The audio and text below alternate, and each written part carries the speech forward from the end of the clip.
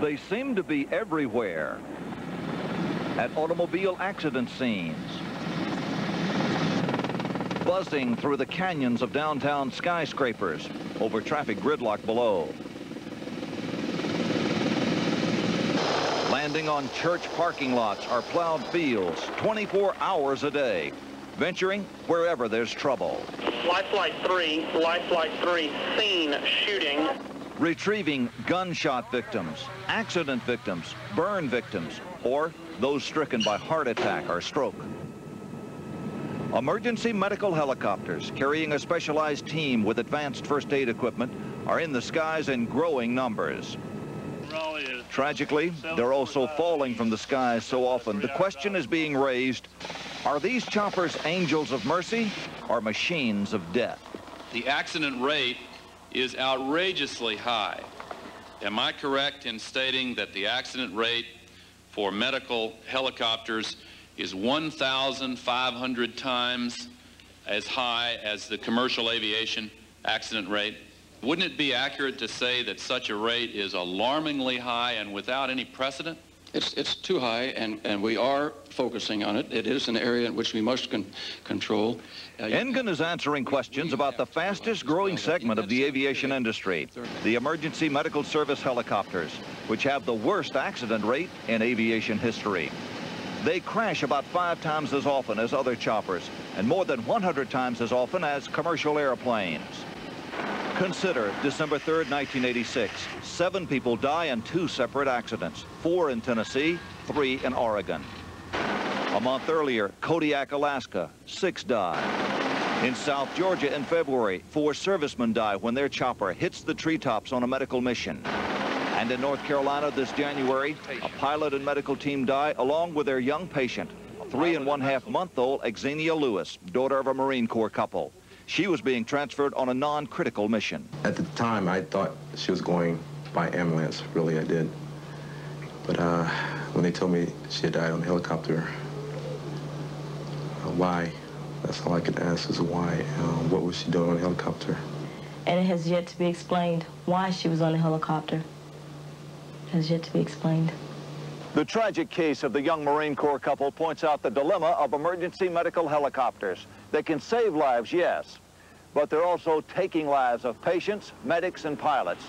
Why? I've been flying when I was so fatigued that I was dozing at the controls. Don Wright is a former pilot with Herman Hospital in Houston, the largest hospital-run EMS program in the country. The first thing to go with the chronic long-term fatigue is pilot judgment. And the problem there is compounded by the fact that it's not recognizable to oneself. Pilot fatigue is cited as the #1 concern of the men who fly emergency medical helicopters. I'm a military-trained pilot with Vietnam experience. I've flown in the Arctic. Rick Stroud was once what they called a white knight, a pilot willing to challenge the odds to make an emergency medical rescue. He was fired for refusing to work a 75-hour week. Our schedule was planned to work 295.99 hours a month. A month. A month. So what do long hours have to do with helicopter crashes? Many times you'd find yourself making minor, seemingly apparent minor mistakes, maybe failure to turn on your anti-collision light, maybe failure to tune a specific radio, or to make an appropriate radio call to the tower. As was Wright required. should know, when he was a White Knight pilot, he used to respond to situations like this one. In Houston, a flash fire at an auto repair shop. A workman is seriously injured with 35% of his body burned. The medics at the scene call life flight, and within minutes, a chopper is dispatched. Ready? 1, 2, 3. The pilot and medics load the patient into the helicopter. En route, the patient's heart is monitored. Oxygen is administered, and he's given fluid resuscitation. His trip to Herman Hospital's rooftop landing pad is 10 minutes instead of the 45 it would take by ambulance. The burn victim is hurried down a corridor into a special elevator which opens into the trauma area, where 2 operating rooms are staffed and busy. Sir, take a deep breath for me. For those critically injured, it's a race against the clock to reach the care of expert trauma teams. The White Knight pilots are team players in that race. But Wright and several other pilots were fired from Herman last year after they signed a letter to the hospital administrator stating, quote, "There is a major compromise of safety involved with our work schedule." Herman Hospital denied to us there was a pilot schedule problem, saying their crews worked only 44 hours a week. Life Flight Director Bill LaChance. A pilot yesterday was on duty for 12 hours. Now, that wouldn't be a 44-hour week. In 5 days, that would be over 50 hours. Mathematically, that's correct, except that we man with more pilots than that equation would account for. But Mr. LaChance's own statistics show that 6 of his 15 men worked over 200 hours in a 28-day period. That's more than 50 hours a week. But in this business where fatigue is a problem, it's still perfectly legal. The FAA has few regulations for this industry, which has grown from one EMS program 11 years ago to 165 today. Last fall, in a move which critics call irresponsible, the FAA changed its rules, extending the on-duty time for EMS pilots to a 16-hour day. I want to know why you liberalized the safety requirements in October of last year in the teeth of 2 straight years of an unprecedentedly high accident rate.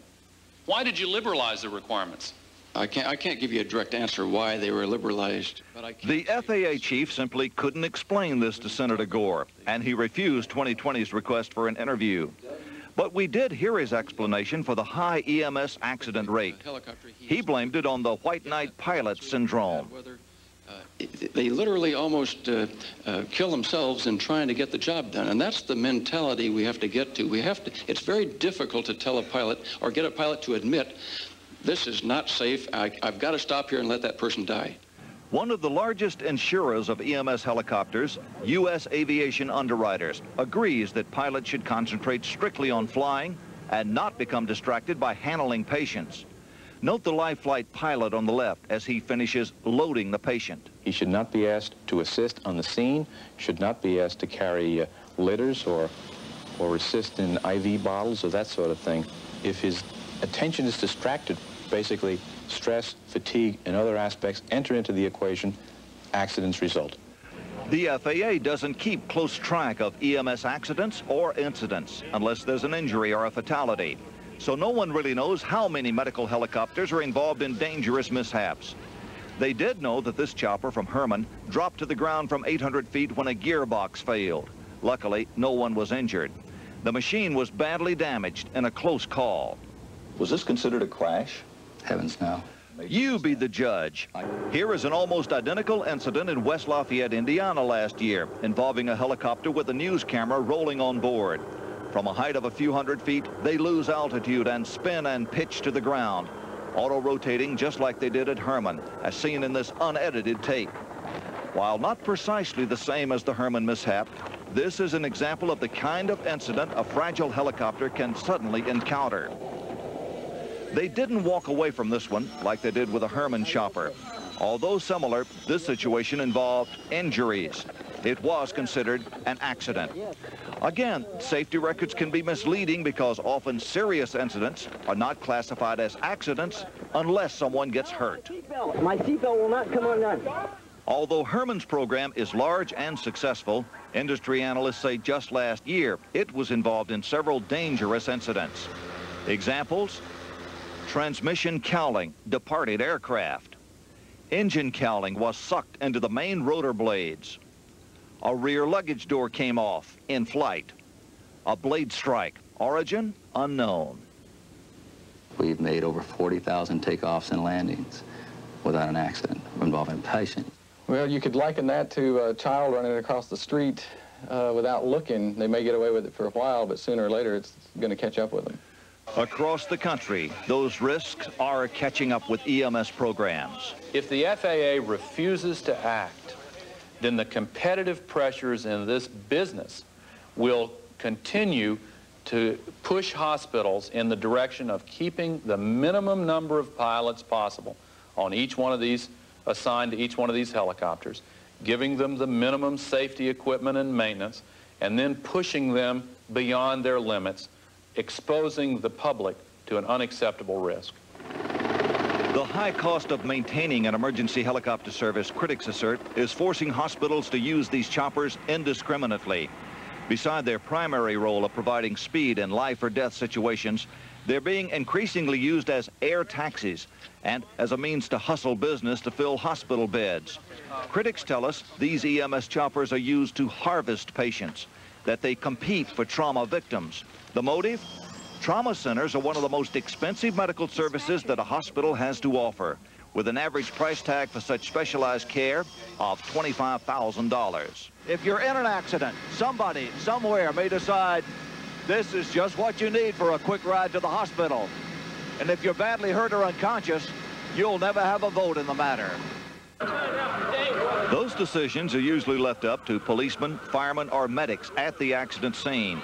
But patient transfers from one hospital to another are decided by doctors.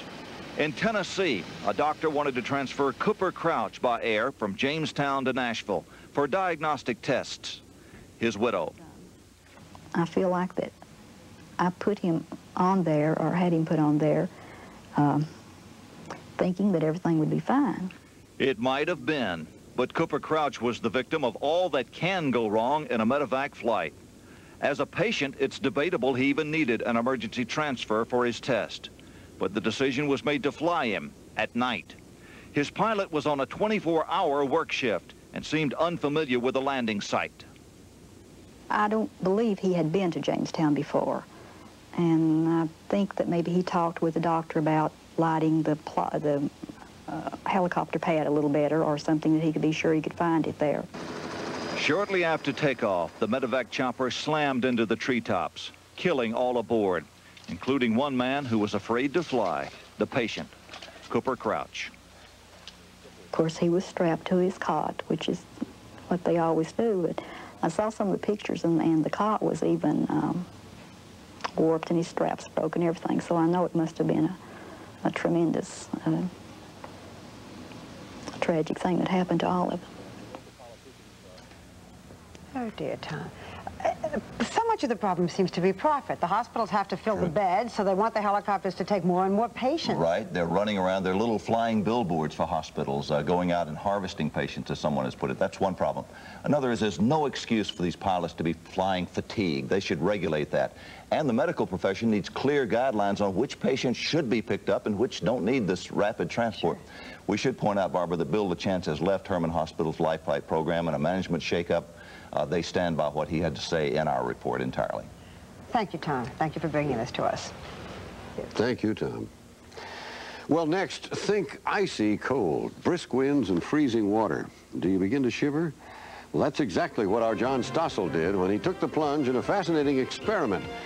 How cold can you go? Stay with us.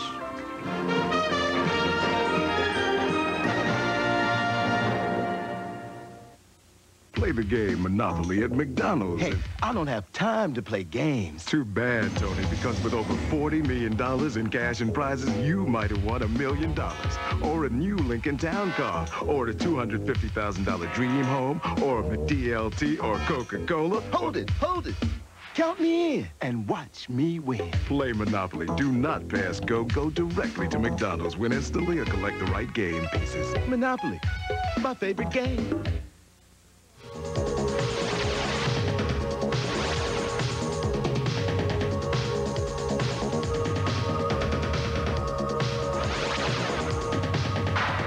Oldsmobile Cutlass Supreme.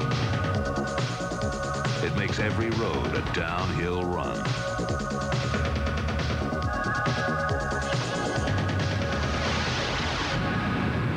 Oldsmobile quality. Feel it. You know what a teaser is, darling? No? Well, let me, Elvira, give you an example. You can win $1,000 in the Coors Light Spring Green sweepstakes when I give you this phone number. Dial it, and if you're the 50th caller, voila, you win. But I ain't giving it to you just yet. Find out when at this Coors and Coors Light display. And that, darling, is the teaser. I'd give you another one, but I'm not that kind of girl. So, nobody's perfect. You're really on the move, all over the West. So you need a bank that can keep pace with you, while only First Interstate can cash its customers' personal checks all over the West. So come to First Interstate. We're not just keeping pace, we're setting the pace.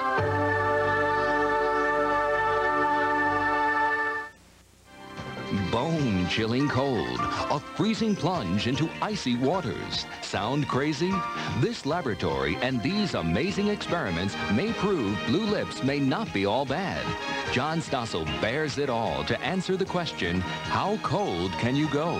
When 2020 continues. On The Health Show with Kathleen Sullivan. Sprain your ankle? How to recover faster. Plus, Dr. Tim Johnson on why the birth control pill may actually be good for you. And the whole state of New Mexico is on a diet with Neighbor cheering on Neighbor. Saturday at 12:30, 11:30 Central and Pacific.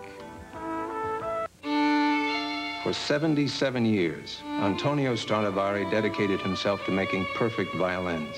3 centuries later, they're still perfect. There's a lesson here for business. Focus on your strengths. In California, one bank has always concentrated on serving business. Union Bank.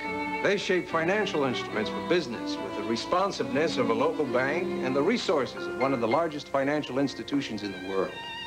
If you're in search of business excellence, call the Business Bank. I'm Tawny Little for Eyewitness News. Coming up tonight at 11, an explosion rips through a tomato packing plant in Camarillo. Using free lottery tickets as bait, local law enforcement officers have staged a sting operation that resulted in dozens of arrests. Rock reporter Francesca Capucci has part 2 of her profile of music video director Jeff Stein. Elmer Dills takes us to a family restaurant in Sherman Oaks called Europa. And at least one state has already changed the speed limit to 65 miles per hour. Dr. George has the latest on a major change in our weather, and Ted Dawson has the Laker highlights. That's tonight at 11. See you then. Is your car losing power because of clogged fuel injectors? Texaco Super Unleaded with Petrox detergent helps clean clogged injectors and keeps them clean. The Associated Press picks Eyewitness News as Best Newscast.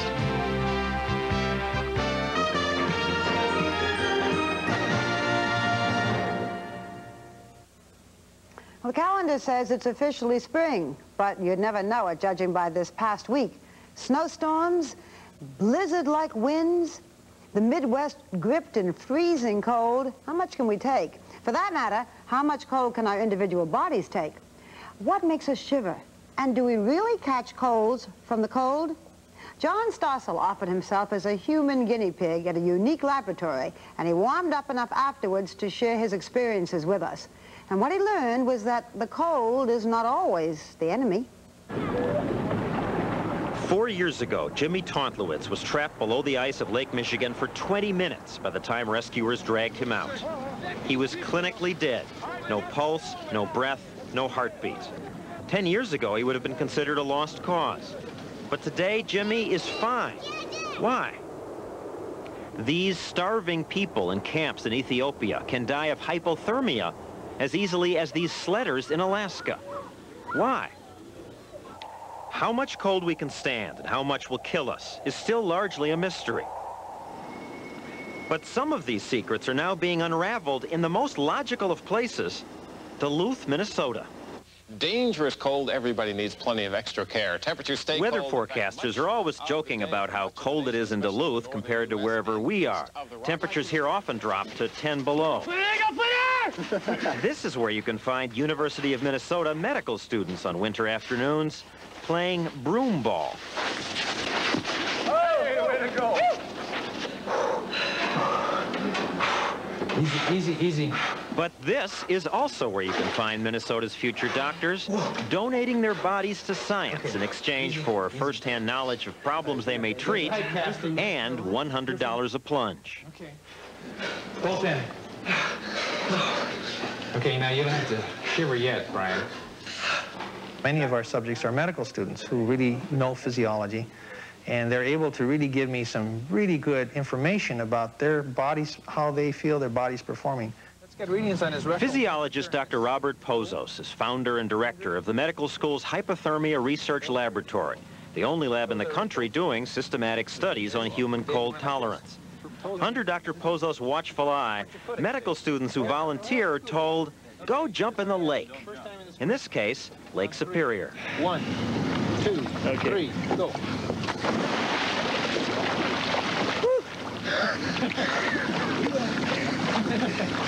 Yeah, she's a little nippy out here. She's a little nippy. The purpose of these tests was to learn if people respond to cold the same way, whether they're adrift in a big body of water or in a tank in the laboratory. They found that people dumped in the lake got more scared, but their body's responses were the same. So today, they do all their testing here. The tank is kept at 50 degrees, which doesn't sound that bad, but I dare you to try it. 50-degree air doesn't hurt much, but water is a great conductor of heat. It pulls heat from your body 30 times faster than air. Losing that heat is dangerous if your core temperature drops from its normal 98.6 degrees. Your core includes your brain, heart, intestines. I won't give you the grisly details of how they measure people's core temperatures, but trust me, they do. They put electrodes just about everywhere. Brian, don't move around, Chief. Stay stationary so we can get a good EKG. Test subject Brian Deloge's body fights the loss of heat by diverting its blood supply away from his fingers and toes toward his vital organs. So when his hands and feet go numb, that's a good sign. But his body can't endure this kind of cold for long. Brian, let's go. Turn around. Within 10 minutes, Dr. Pozos orders Brian out of the tank for reasons of safety. Take it easy. Okay, stop a minute.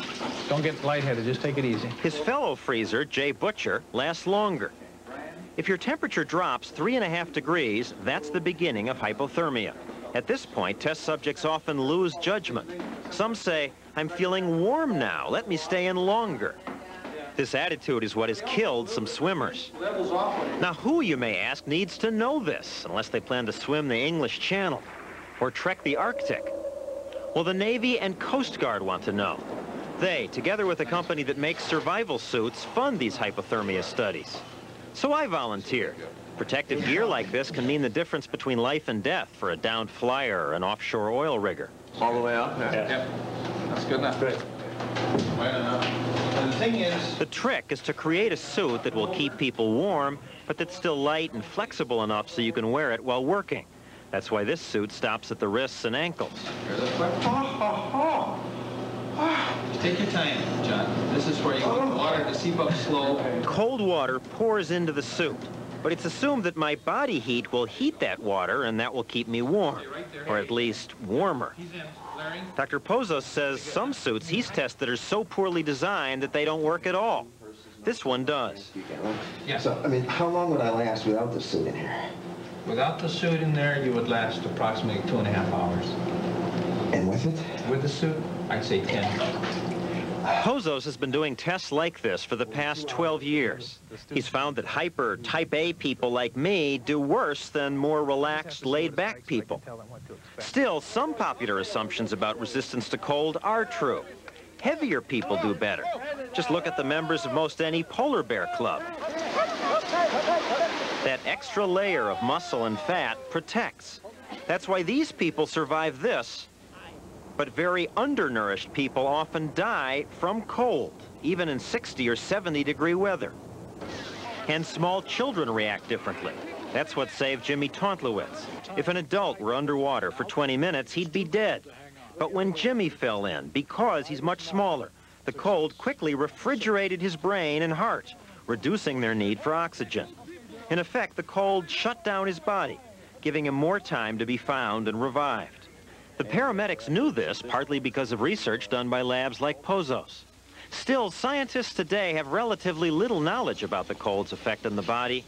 It may be that less research has been done because some of the first studies were done by the Nazis in concentration camps. After the war, this made the field almost taboo. The Nazis wanted to protect pilots who were downed in the North Sea. What Nazis wanted to do was find ways to rewarm these pilots so that they could rescue them and then have them go fly some more missions. That was the idea behind the Dachau experiments. And what were the Dachau experiments? What they did is they took Polish, Jewish, and Gypsy prisoners of war, and they put them in these big vats of salt water. at very cold temperatures to mimic the North Sea. And then they actually got these victims down to the point of death, actually killed some, actually got some to the point of death almost, and then tried various ways of rewarming them. Safe rewarming of a hypothermia victim has only been understood in recent years, mainly due to work in this lab. So the best thing to do is just keep moving. Just keep moving back and forth, John. Rewarming Jimmy Tontlowitz was tougher. He couldn't be left to warm naturally, or his brain cells would swell, causing brain damage. Instead, a respirator did his breathing for him, and he was warmed very, very slowly. That saved him. Now, all this applies to exposure to cold water. Cold air is different, and the hypothermia lab does research on that, too. First, though, they give potential test subjects stress tests to reduce the risk that the sudden cold will cause a heart attack. 140 over 70. Against my better judgment, I volunteered again. One of the things we also do, John, is we usually talk quite a bit to our subjects beforehand. And the reason is to just get a feel for their personalities. So you can tell when I'm going crazy? But we see, you know, every now and then weird things that do happen. Just go on in. I passed the test, so they put me in what they call the shiver chamber. The temperature is precisely freezing, 32 degrees. That actually isn't too bad. A little bit uncomfortable, really. It's not life-threatening, though. There you go. What makes it painful is the fan. It goes constantly and creates a 5-mile-per-hour breeze. I'm allowed to wear only a bathing suit and socks. Electrodes connect different parts of me to the monitors outside. This serves their research and, they say, protects me if my cord